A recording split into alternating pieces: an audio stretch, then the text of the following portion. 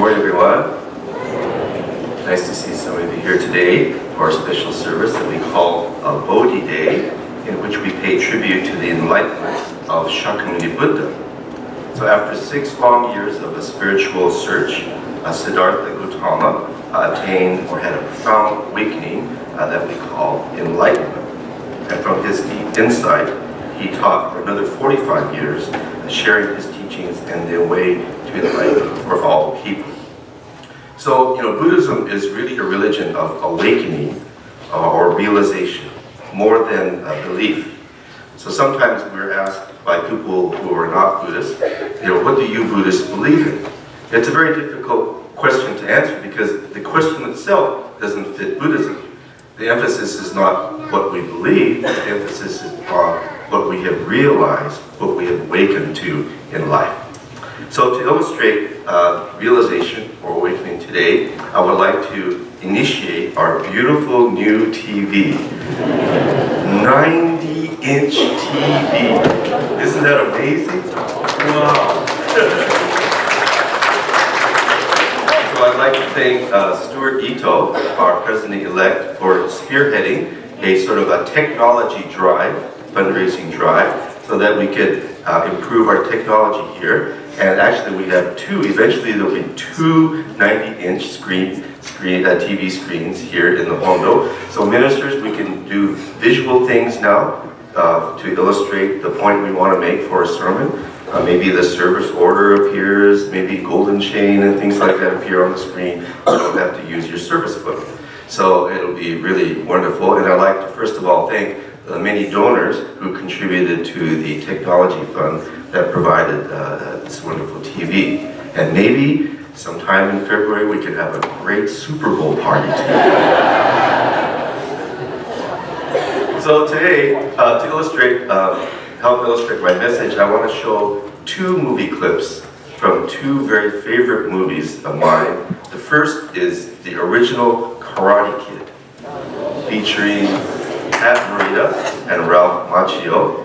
And then we're going to see a clip from the remake of Karate Kid, featuring Jackie Chan and Jaden Smith. So let's start first. A little background. Of course, I think you all know the Karate Kid movie, but the scene I want to show is my favorite scene, where the boy Daniel is so frustrated. He thinks he's just been doing slave labor for Mr. Miyagi, not Miyagi, Mr. Miyagi, and he's had to wash and wax the car, wax on, wax off. He's had to sand his deck, sand the floor. He's had to paint his fence, paint the fence, up, down, side to side, and he's just ready to quit because he wants to learn karate. So he's ready to quit, and now Mr. Miyagi shows him the meaning of what he's been doing.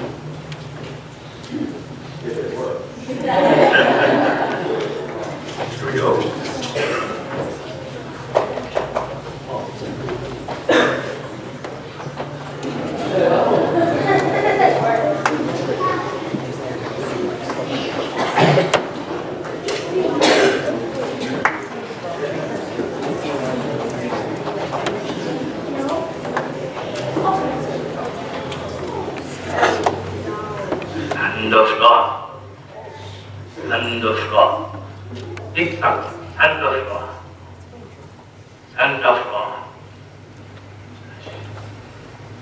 Show me what's on. Hey.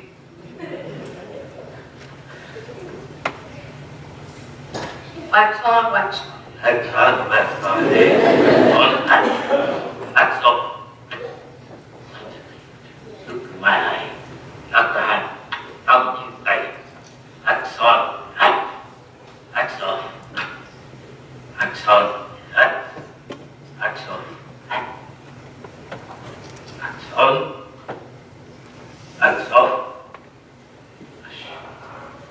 Show me paint the face. Up, down. Up, down. Up, down. Other side. Look, I always do that.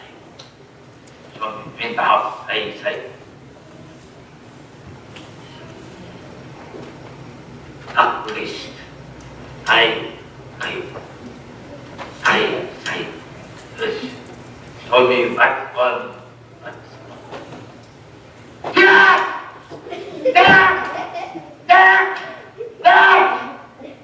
Show me intelligence. Show me silently. Show me silently.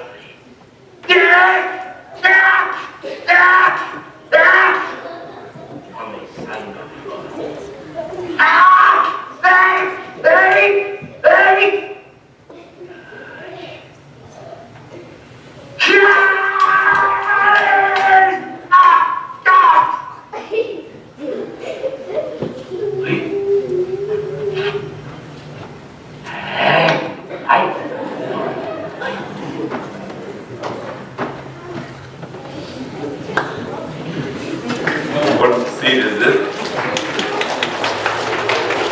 The only qualm I have with that scene is that in the Japanese tradition, we don't bow with your looking at the eye.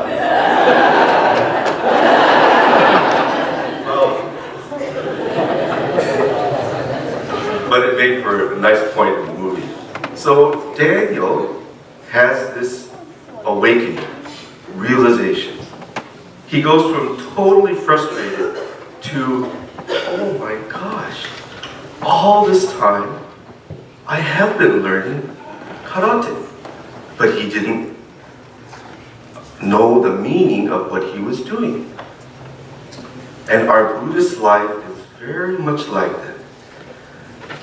We have to do the bodily practice first, and then we come to understand what we are doing. You have to physically come to service. Sit with our ears, we listen. With our mouth, we say Nam Amida Butsu, we chant the sutras, we bow, we do gasho, and we don't necessarily know the meaning, maybe for some time. But our life experience will come forth, and then we'll understand what we've been doing all of this time. Okay, now we're going to watch the clip from the remake, which I love just as much as the original, with Jackie Chan and Jaden Smith. And of course, if you've seen this movie, you know that Jaden has this bad habit of throwing his jacket down when he comes into the house. And Mr. Han notices this and very skillfully incorporates that into his training. Oh, Mr. Han, I told you. I get it, okay? Be respectful. I got it. I put my jacket on 1,000 times. I took it off 1,000 times. Okay? This is stupid. I'm done. They can beat me up if they want to. And you know why I only have one student? Because you don't know Kung Fu. Join. What?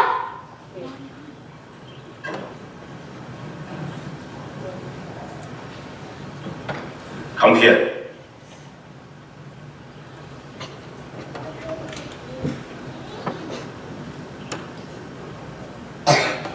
Check out.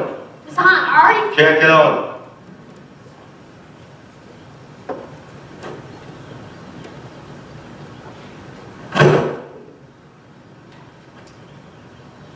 Check it out. I have a jacket. Check it out.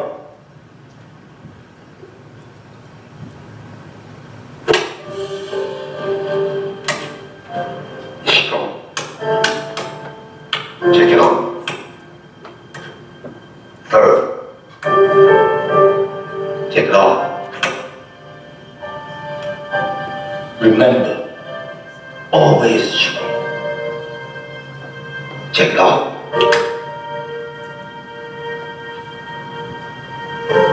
Strong. Back, back. Right feet back. Left feet back. Get on your jacket. Focus. Always concentrate. Left back. Right foot back. Get on your jacket. Stay. Get on your jacket.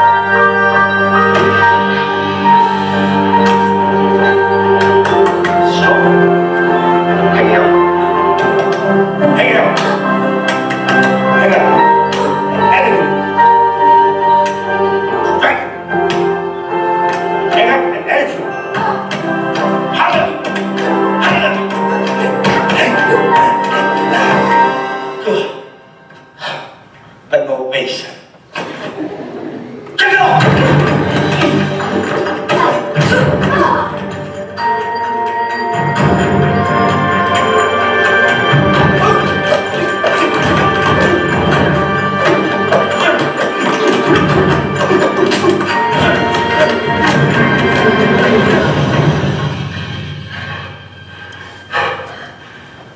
Kung Fu lives in everything we do, Xiaohui. He lives in how we put on the jacket, how we take off the jacket. It lives in how we treat people. Everything is Kung Fu.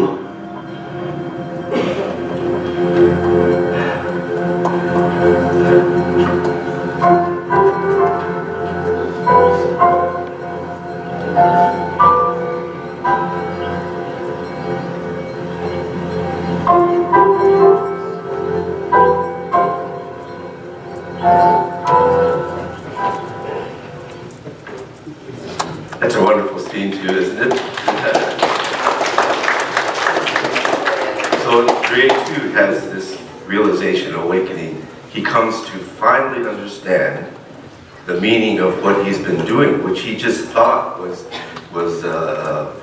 punishment for not being respectful to his jacket.